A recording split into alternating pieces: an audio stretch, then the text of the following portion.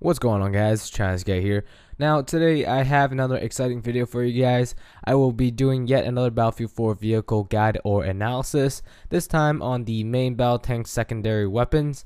I will break down the stats of each of the weapons and give you guys my opinion on it, and hopefully help you guys out to decide which one is the best for you to run in your loadout. So let's just quickly hop into the first unlock, and it is the COAXIALLMG default in the secondary weapon section. This is a 7.62mm light machine gun attached to the main cannon for an enhanced anti-infantry capability. Its infantry damage is 20 maximum, dropping down to 15.9. The drop off will start at 8 meters, so meaning within 8 meters it will be a 5 bullet kill, and the drop off will end at 50 meters. It has a rate of fire of 650 rounds per minute and the bullet velocity of 610 meters per second. It has a magazine size of 3.5 seconds, or roughly 37 bullets. It reloads or cooldown in 2.5 seconds. So I would say this is a good secondary weapon to start out with, but there are many better choices in this category for the future to unlock. It has a high-ish fire rate with a lower damage. You can't really continually fire, it will overheat, so you gotta kind of pick your shots. It's more for close range. There is some quite bullet drop, but if you are used to the long range bullet drops, you kind of can handle this. So the next unlock is the guided shell at 12,000 points with the main battle tanks. It is a laser guided anti-tank shell that requires the user to maintain a lock on to the target. It can also lock on to laser designated targets even if they are out of your line of sight.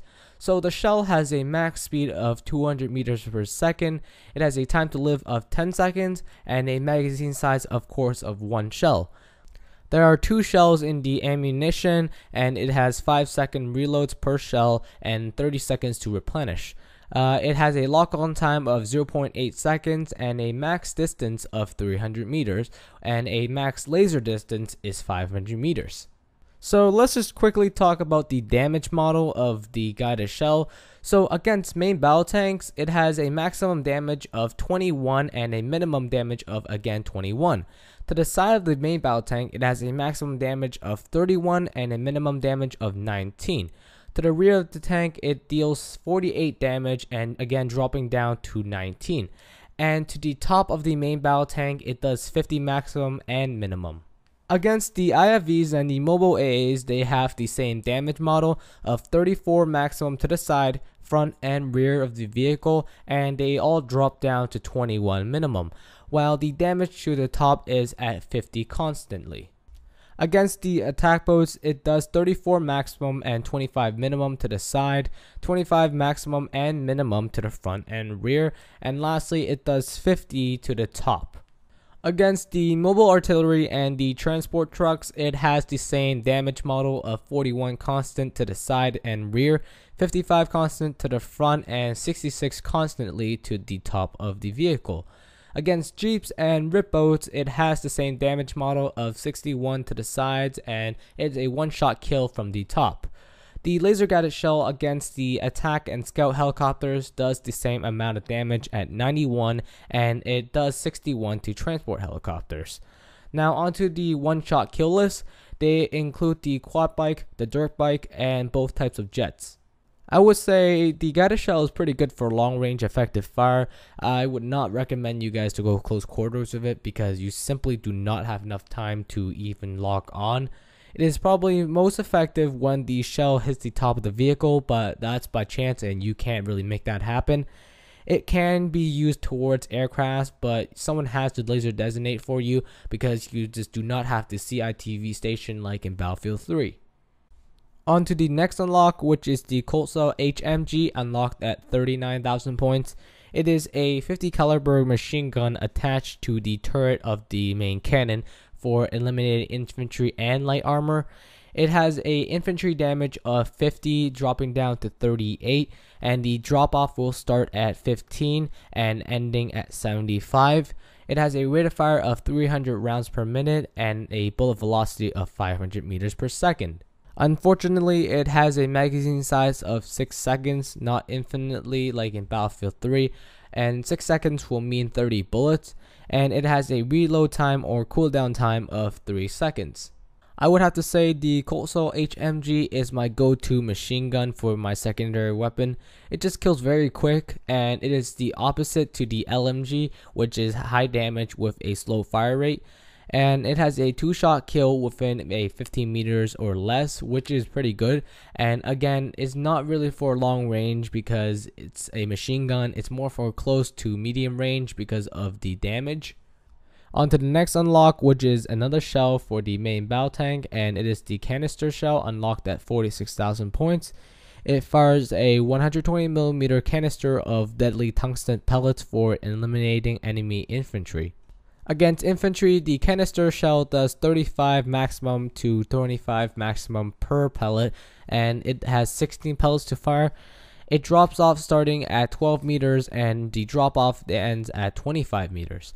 Each pellet has a velocity of 450 meters per second, and again, each magazine size is 1 shell, of course, and there's a total of 5 shells. It reloads in 3 seconds, and it all replenishes in 10 seconds. So I would say basically the canister shell is a shotgun for the tank. It is not the same as Battlefield 3 where it was super powerful. I kind of feel like the canister shell in Battlefield 4 is a little bit underpowered. I find the firing reticule kind of suck. It's not accurate enough, and it just looks the same as the other reticules, so you kind of get mixed between them. I don't use it as much because there are better options for me at least. And there's a glitch sometimes where you can fire the canister shell right away after your primary weapon, and I think DICE will fix this very soon. On to the last unlock, which is the staff shell at 58,000 points with the main battle tanks. Now this is a 120mm shell with a smart warhead that will identify enemy targets and explode above them for the critical hit. It has a magazine size of 1 shell and a total amount of shells of 5. It reloads in 3 seconds and auto replenishes in 10 seconds. Now let's talk about the damage model of the staff shell. Against main battle tanks, infantry fighting vehicles, mobile AAs, and the attack boats, they all have the same damage model at 25 per staff shell. With the mobile artillery and the heavy transport trucks, it also have the same damage model at 34 per shot. The staff shell versus these jeeps and both types of jets does 50 damage, and against quad bikes, dirt bikes, and the jet skis are a 1-hit kill with the staff shell.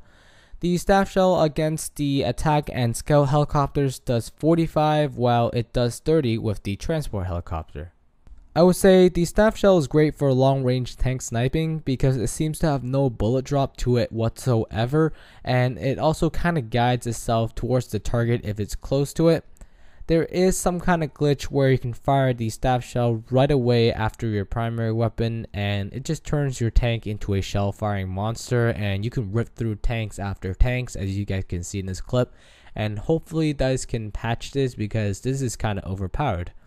I would say the sights of the staff shell isn't the best. It's not really that accurate, but it will do. And the staff shell just turns your tank overall for more of a armor role instead of infantry. So if you're playing Goldman Railway or something, I would definitely recommend you to switch to it. So now let's answer the question of which secondary weapon is the best. Well, personally, I switch between the staff shell and the COAXIALMG depending if I need to kill more infantry or if I need to destroy tanks. The staff shell helps me win almost any tank battle, but the COAXIALMG helps with slaughtering infantry. I believe these are the two best secondary weapons, but the other secondary weapons has its own role and potential. That's just my opinion, so let me know down below what you guys are running because I'm interested to know. Anyways, that sums it up for this main battle tank secondary weapon guide or analysis. I hope you guys enjoy watching this video. Thank you for watching. Please leave a like and a comment down below. I would greatly appreciate it. I will continue to strive for being your number one source of Battlefield 4 videos. Peace out, guys.